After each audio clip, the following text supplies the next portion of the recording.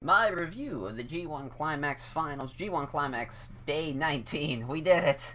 We made it. All 19 shows in the books. As we have a bunch of undercard. We're back to the regular format of New Japan here. As we have a bunch of undercard tag matches to talk about. As Ayoto Yoshida being in the opener, working on the finals of the G1 Climax show. What? That was fucking dope. What a crazy first non-Lionsgate appearance. Fucking Budokan in the finals of the G1 Climax.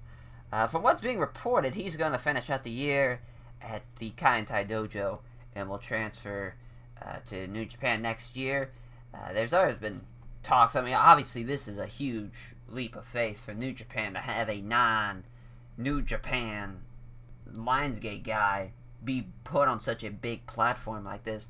Kind of shows you how much they think highly of him, as he did take a King Kong knee drop though from Makabe as the finish. So welcome to the New Japan main roster, kid. Welcome aboard. As then we got the next match, Toa Hanare versus Bad Luck Fale. Hanare attacks Fale during his entrance, trying to get the upper hand on Fale. He counters the grenade with a headbutt, but Fale later on hits the grenade in the Bad Luck Fall, picking up the win. Yeah, pretty much as expected. Fale's got to look a bit strong here, as Hanare still picking up those losses. As we got the next couple of tag matches here, very heel-heavy winners, as Taichi and Izuka from Suzuki Gun beat Hiroki Goto and Yoshihashi after Taichi hit a lariat, followed up with a last ride Kawada-style folding powerbomb for the win that he always does. And Cody and Hangman beat Juice and David Finlay when Cody countered a Pulp Friction into a Vertebreaker. Post-match, Cody cuts a promo. A crowd was very pro-Cody, which did not see that coming, saying he was sick of hearing about how Juice has improved, about how all Juice does is a bad Kairi Sane impression. That got a pop out of me. That was a good one. And now he's going to be the next IWGP United States champion. So there, looks like Cody's going to jump in front of the line of all the people who beat Juice already in the G1, which that's a long line too. So fuck, I guess we're getting Cody and Juice at the Destruction show. At least that's what I would assume. As Girls of Destiny and Bone Soldier, Taichi Shimori, take on the Young Bucks and Marty Scurll. Was scheduled to be a non-title match, but turns into a title match after Tonga Loa asks for it, and the Young Bucks ask Harold May, who is ringside, and he approves of it. So there it is. And now we got a Never Openweight 6-man title match. Scurll looking to break the fingers of Tonga Loa. Tama Tonga runs up with a gun stun and gets the win. Bullet Club Firing Squad are the new Never 6-man champions. First New Japan Gold for Taiji Shimori, as hopefully he gets a lot more in the future. As after the match, they throw the belts down at Harold, and they walk back to the back without the belts. As an ad for Wrestle Kingdom 13, which January 4th, 2019, in Tokyo, Japan, at the Tokyo Dome. As you're always surprised they always do those ads for it. It's like, of course it's gonna be at fucking Tokyo Dome on January 4th, unless shit hits the fan. As Suzuki Gun versus LIJ 4v4 match here, as Kanemaru misses the whiskey shot, as Sonata turns into a Skull's End, who gets a tap out to win. Suzuki starts killing some young boys, starts choking them out, starts putting on arm bars, looking to Gotch-style pile driver one onto the ramp. It was getting out of hand, but luckily nobody died. As next match, we got a 6-man Tomohiro Ishii, Toru Yano, and Jay White taking on Kenny Omega, Chase Owens, and Yujiro Takahashi. Of course, the one spot that everybody's going to be talking about, and it's probably going to be on Wrestle Without Context's Twitter. At one point, the Bullet Club team had the idea for Peter to get into the ring and everybody do a rowboat spot around there, which of course Peter's the hot-ass bunny Bullet Club lady that I'm sure everybody knows. Everybody follows on Instagram and whatnot. As everybody just starts looking at her at a point, but Kenny, as who tells her she has to leave and holds the ropes up for her and is like, "What the fuck, everybody? Like, I had a great idea and y'all ruined it," type of thing. Just again, just comedy stuff into a serious match type of thing. As Chase Owens was doing some good shit against Ishii, though that was very surprising. hit a rebound lariat, hit a package pile driver, but it wasn't enough though. It's a brain buster for Ishii, gets the win for his team. Ishii and Omega have a moment where Ishii has the IWGP Heavyweight title and tells him he's going to get it, which, what a fucking match that's going to be. Of course, those two, no strangers of each other. I mean, they've had great matches throughout the past 2 years now, and that IWGP title match is going to be fucking crazy. As we got our final match, our co-main event before the finals match, as pro wrestler Sengoku, totally not Daisuke Taguchi, Kushida and Rey Mysterio Jr. take on Okada and Roppongi 3K. Kushida does the Bret Hart gimmick, giving his glasses to the kid at ringside. What a got a pop from the crowd and pop from Liger. Rey Mysterio Jr. and Kazuchika Okada start this one off. That's a thing where you just like never thought that'd happen. And here we go, man. Only Okada just towering over Rey Mysterio Jr. as Mysterio misses the 619 onto Okada. Both guys tag out though. Nothing really too crazy between the two happening as Mysterio goes for the double 619 on Roppongi 3K, who goes off the ropes. Okada hits a dropkick on him and the crowd boo. Sengoku and Kushida hit a tandem dive onto Okada and Sho. 619 on the Sho. 619 on the Yo gets the win main event. As a main event there, and of course Rey Mysterio Jr. getting the win. Figured as much. You know, getting a one-shot deal here in New Japan again. As coming back from New Japan after the U.S. special show and after the Strong Style Evolved show when he was supposed to be on it against Will Ospreay. As then we have the main event, G1 Climax 28 Finals here. The man who earned the most points ever in a G1 Climax at 15 in Block A winner Hiroshi Tanahashi versus the Block B winner, the man who has never been to a G1 Climax Finals before this day, Kota Ibushi. As, of course, this match of the night, fucking go figure as much, yeah, as Shibata opens up the ropes for Hiroshi Tanahashi. That was fucking crazy. I had no idea where Shibata even came from, but anytime seeing Shibata is awesome, and he got a pop from the crowd as well. Being in Tanahashi's corner while Omega's in Ibushi's corner. Crowd seemed to be more towards Tanahashi at the start of this. Scoop power slam from Ibushi into a moonsault off the middle rope, gets a 2 count. Tanahashi tries the drive-by dropkick onto Ibushi, who's still on the apron, but who just jumps up and hits a double foot stomp right into his chest. Tanahashi counters a lawn dart into a neckbreaker. That was pretty crazy. That could have ended pretty badly there. As reverse dude buster from Ibushi. As, God, that scared the shit out of me. Tanahashi's head was in a bad spot right when he started to drop, but Tanahashi just fucking winged his head right into the spot it needed to be at the last second. As Cloverleaf from Tanahashi, as Ibushi gets to the ropes. Super high fly flow from Tanahashi all the way to the floor.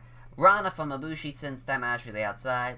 Ibushi hits a outside moonsault from the top rope. Pretty awesome spot there. Palm strike from Tanahashi sends Ibushi onto the apron.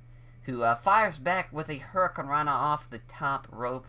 Cool shit there. Dragon suplex from Ibushi gets a 2 count. Tanahashi counters the Kawagori with a roll-up, gets a 2 count. Crowd start getting behind Ibushi more and more at this point. Palm strike exchange from both men into the Ibushi lariat. European uppercuts from Tanahashi. Sling blade from Tanahashi gets a 2 count. Suplex from Tanahashi goes for the high fly flow.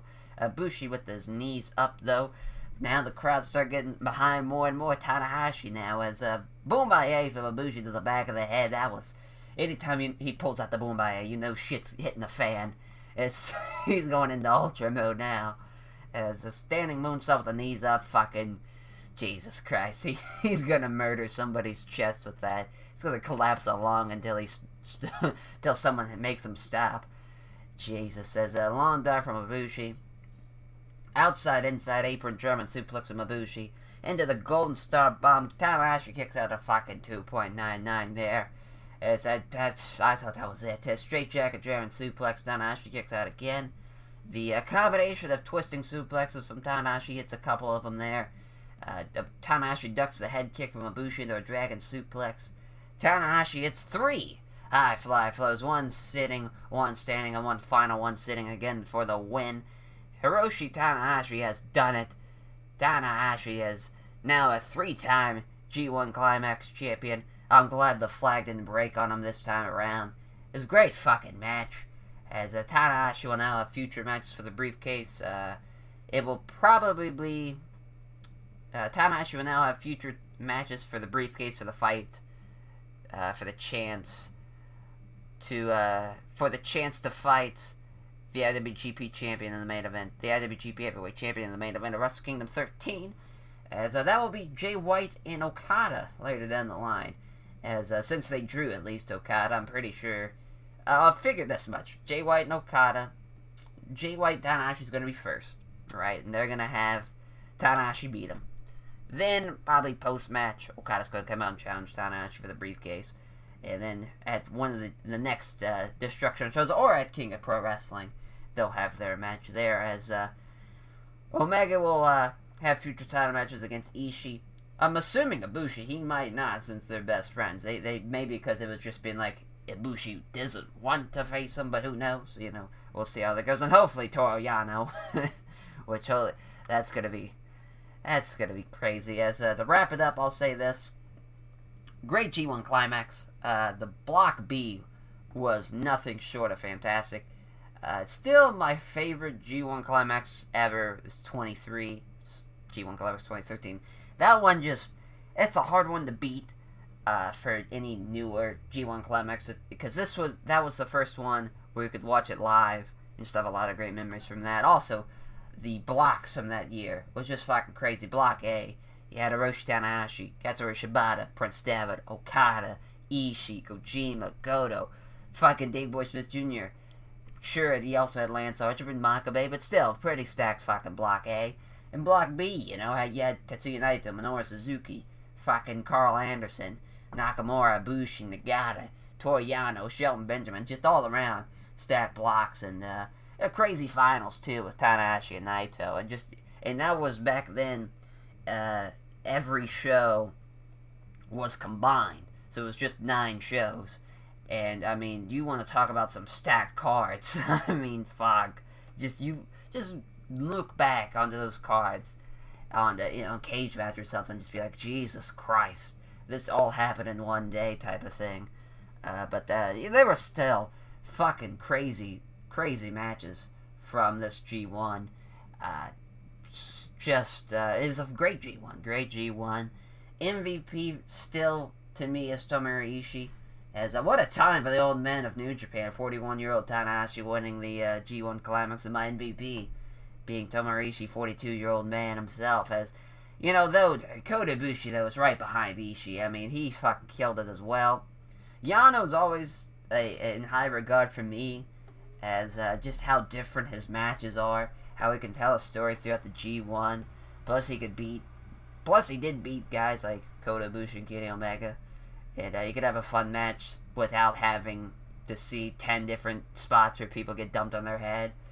And Sonata had a great G1. He had some great matches. Him and fucking Ishii from yesterday was insane. His matches with Naito. The match with Zack Sabre Jr. was fucking awesome. He tried to beat Zack in his own game. I really loved that story of it. As just really Block A.